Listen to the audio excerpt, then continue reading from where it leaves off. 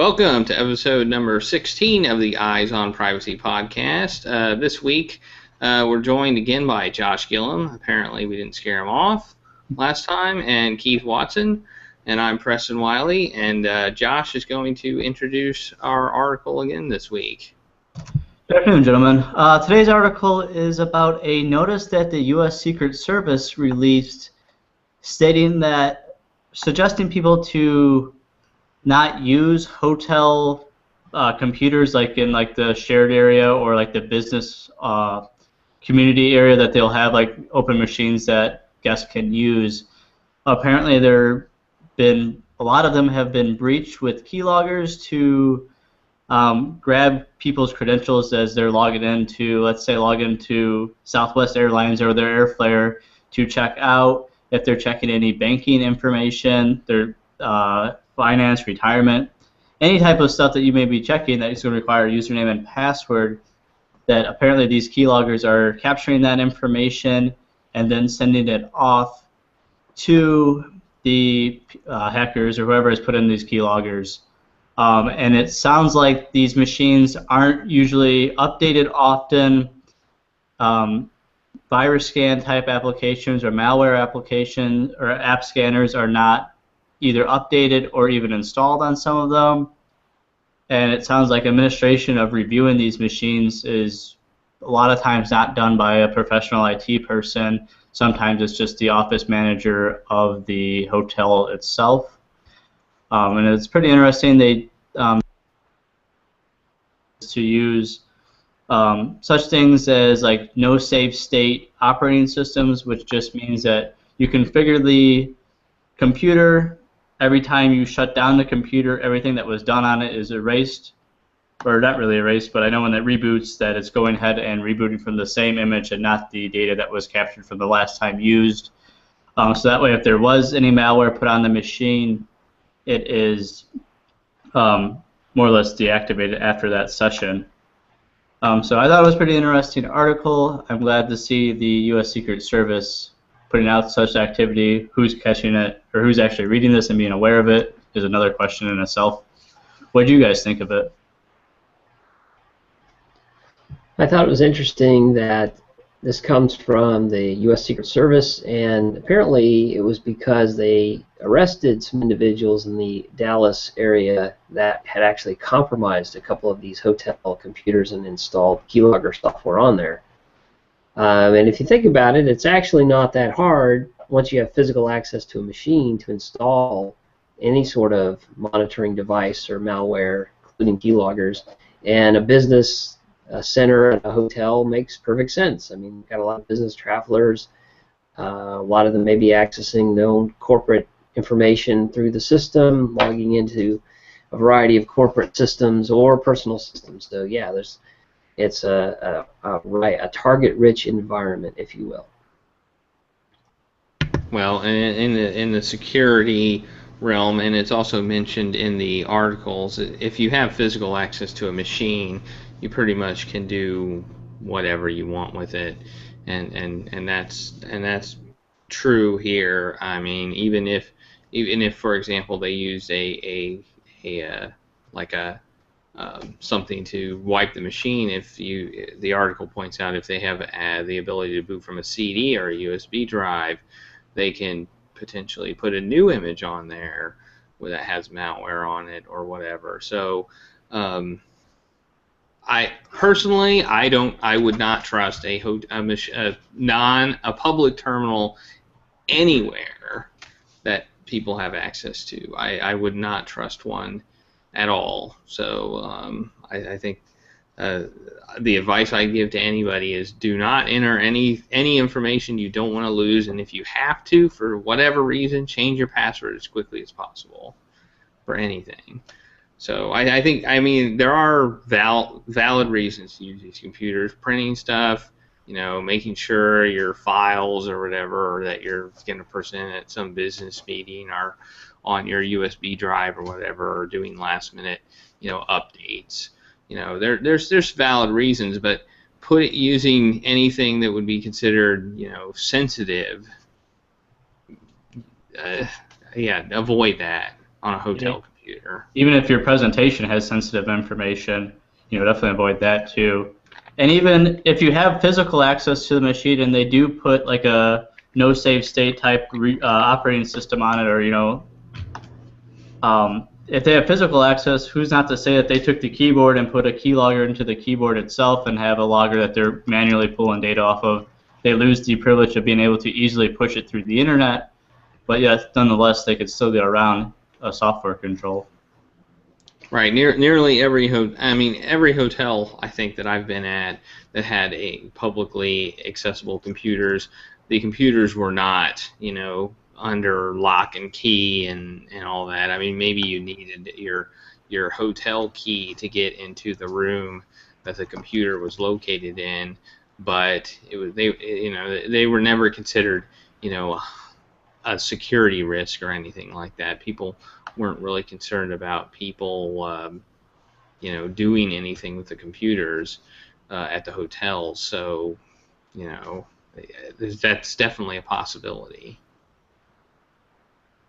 Yeah, and the keys, like if it was requiring you to use your hotel key, wasn't a couple of years back that there was those Ubuno, or not Ubuno, whatever you pronounce that, Arduino, whatever. But there was a programmable key, so you could swipe in a key, and it could quickly find out how to unlock that lock.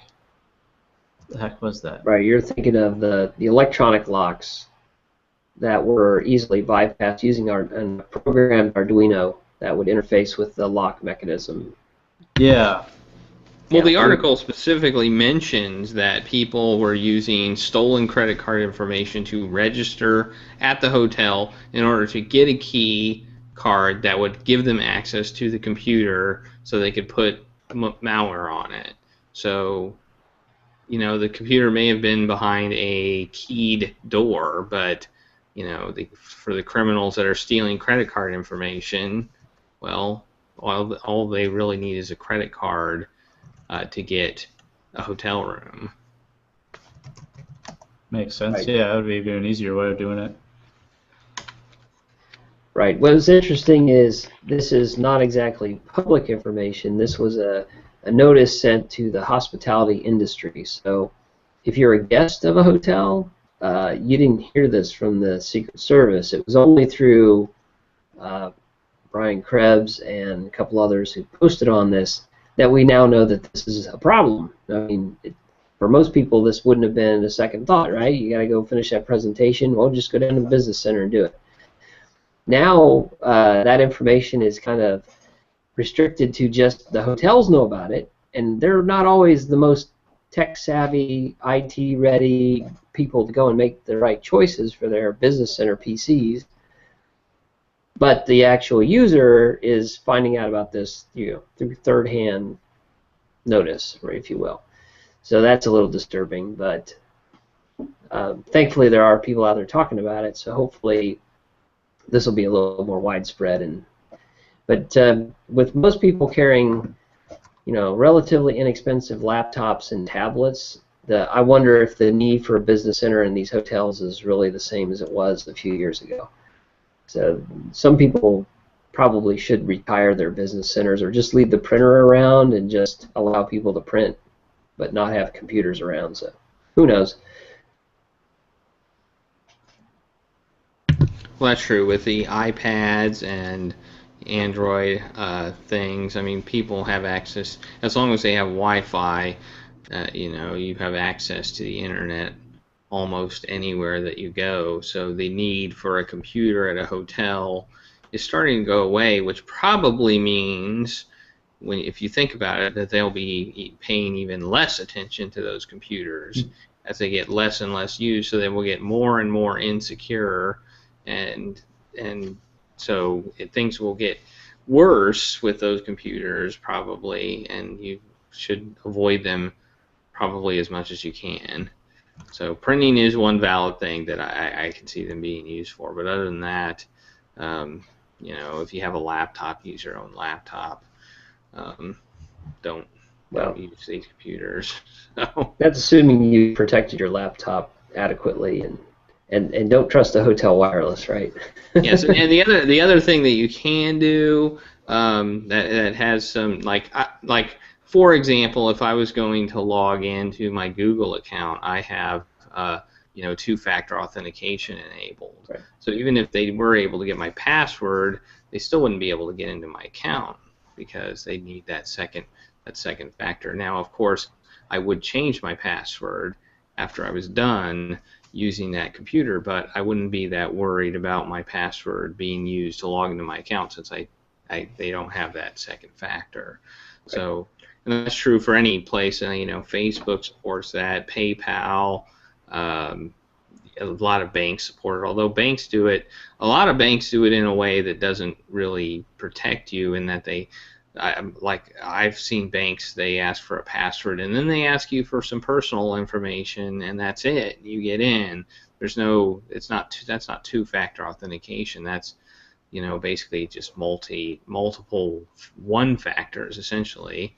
So I mean that's not. It's something and something in order to get in. So that's not two-factor authentication. It's not two different factors.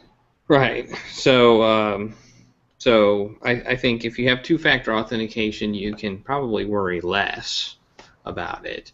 But even if they have their password, there's still things that can be done. And unfortunately, I think there was an article recently that talked about a journalist that had two-factor enabled on his Twitter account, and then he published his password to see what would happen, and they got around it. So right, yeah, it's not foolproof. Yeah, it's kind of an issue with the implementation of two-factor authentication, mainly in that what happens if you lose your second factor? If your phone gets wiped, for example, or whatever, how do they handle that scenario? And a lot of places will just take it off. If you know the password, they consider that good enough in a lot of cases, or maybe a few pieces of personal information, which you might be able to get from a keylogger.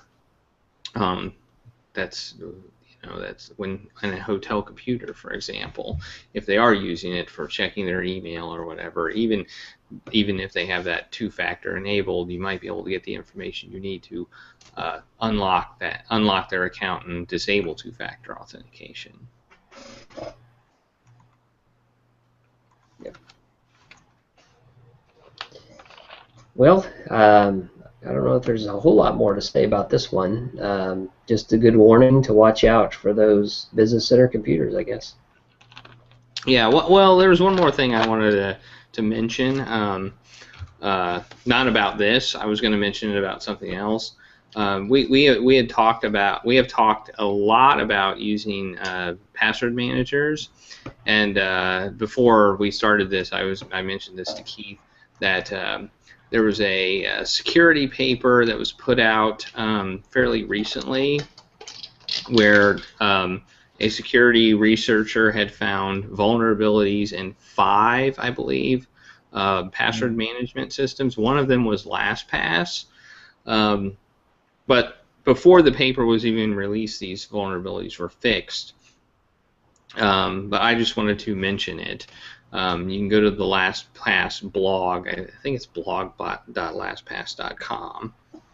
Correct. And they have information on that. One was with bookmarklets, and one was with one-time passwords. So they recommend,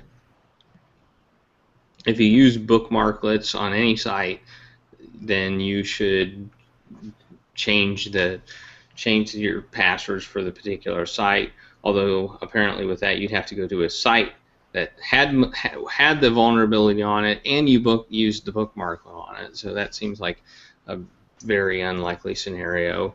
And with the one-time passwords, I guess your one-time passwords just need to be regenerated to fix that problem. But I just wanted to mention it. It's not really something that we can spend a whole 25 to 30 minutes, I don't think, talking about, but it's something to mention. So because we recommend that tool quite a bit, and I just wanted to tell people that I'm going to still be using it I mean, I think LastPass does as good as they can as far as that goes. They tell you about every problem that they have, even if they don't think it's going to be an issue. So if you update your LastPass, then go and update your passwords on the sites, you'll be good to go then? Right. Well, most of the problem is not actually with it's with the internal software, basically, of LastPass itself, like the like on their website, essentially. So you really don't have to do anything as far as updating LastPass goes. It really applies to bookmarklets, which are not a very commonly used feature. They say about 1% of their users, and one-time passwords. Yeah, which I found interesting because apparently to really get the iPad and iPhone version of LastPass to work you really have to use bookmarklets, I guess. So, but maybe a lot of people don't use the iPad or iPhone version of LastPass. I don't know. But anyway, if we don't have anything else to talk about, then we can end it right now. Do you have anything else to say, Josh? I do not, other than my laptop was about ready to die. Oh, okay. All right. Well, thank you to Josh Gillum and Keith Watson. I'm Preston Wiley, and keep your eyes on privacy.